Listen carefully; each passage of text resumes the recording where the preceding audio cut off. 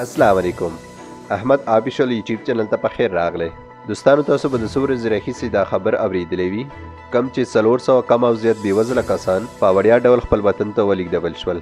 په دې کې 180 کسان د دې میاشتې په 10 تاریخ په وړیا ډول د شارجې څخه کابل ته ولېږدول شول. دې کسانو ته د وړیا ټیکټونه زموږ تیر جنرال کونسل عبدالصمد افغان صاحب برابر کړي وو او دې سره د 10 تاریخ څخه واخله تر اوسه پورې تقریبا 120 کم او زیات کسان زموږ کونسلګري چې کومه په دوبۍ کې د هغې له لورې په وړیا ډول لېږدول شوي او د دې دواړو ترڅنګ 188 کسان به د دې میاشتې په 18 تاریخ خپل هیواد ته په وړیا ډول ولېږدول شي. کوم چې دا پرواز د الکوزی شرکت مشر الحاج عبدالرحمن الکوزی صاحب لخوا او د عبدالصمد افغان صاحب په خصو ورته برابر شوی دی.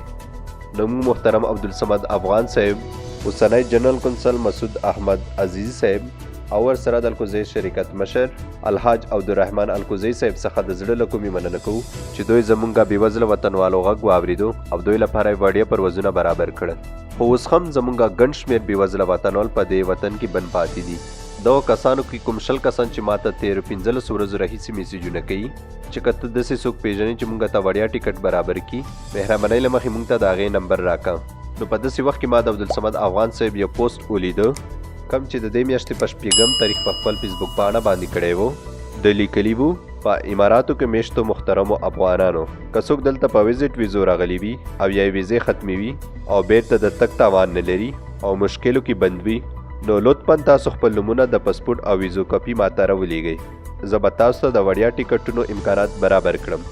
کله هم چې ما دا پوسټ ولیږو نو ما ډایرکټ د 2 کسانو سره شریک کو په دې کې چې دا کمې شمېرې ورکړي دي. ما ورته وویل چې دوی ته خپل اسناد ولیږئ.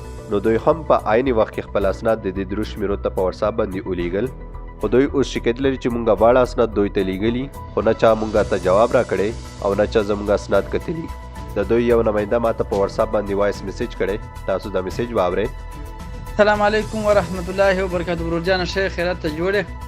زموږ د افغانستان د کونسلګري څخه د عبدالصمد افغان څخه دا خواهش کوو چې دغه خلک دلته پاتې دي، دغه تقریبا 25-30 کسان دي وروره. دا غریبانان نه د ډوډۍ نه د کرایې یو ورکړي هم نه لري چې یا ډوډۍ په واخلي یا کرایې ته ورکړي یا د برق بیل ته ورکړي یا بل شي ته ورکړي یا بل شي ته. ښه په ویزټو راغلي دي بېچارهګان یې ورکړي هم نه لري. زموږ دوی څه دا خواهش ده که څه هم دوی ته موږ کاپیانې ټول ته لیږلي دي خو هلته پر دې باندې کار ډېر وي نو د دې څه موږ ګیله نه کوو. پر دې باندې کار ډېر وي نو ټیم به نه پیدا کړی نه. بیا زموږ دا ستاسو څه د دوی څه دا خواهش دی وروره زموږ اواز ته تر هغه ځای ورورسوئ او دې واورئ وروره دا خلکو ته ټیکټان ور وکړئ. دا بېچارهګان د دې دغسې ناستې یې ورپې نه لري، نه د ډوډۍ ده نه د کرایه ده نه د خرچې ده، یو شی هم نه لري بېچارهګان. نو موږ د ټولو سره دا هیله کوو چې دغه خلکو ته ټیکټان ور وکړي او دا خلک تر خپله کوره ورسوي. ډېره مننه د دوی ټولو څخه. رښتیا دوی تکلیفونه کړي دي، کوښښ یې کړی د ډېر خلک یې واړول، د ډېرو افغانانو سره کومک کړی ده او بیا هم کومک ځینې غواړو بیا هم ځینې غواړو بیا هم ځینې غواړو د دوی کور ودان. نو خدای دې خیر ورکړي. له ټولو خلکو سره کومکونه کړي دي وروره. ښه میسج خو مو واورېدو. مونږ پوهېږو کله هم چې عبدالصمد افغان صاحب په دې وخت کې پوسټ وکړو نو ډېر زیات شمېر کسانو به درته خپل اسناد لیږلي وي. نو د دومره کسانو اسناد ترتیب کول هم یو ډېر ګران کار دی. د دې له وجې شاید دوی نه وي توانېدلي چې د دې کسانو اسناد وګوري.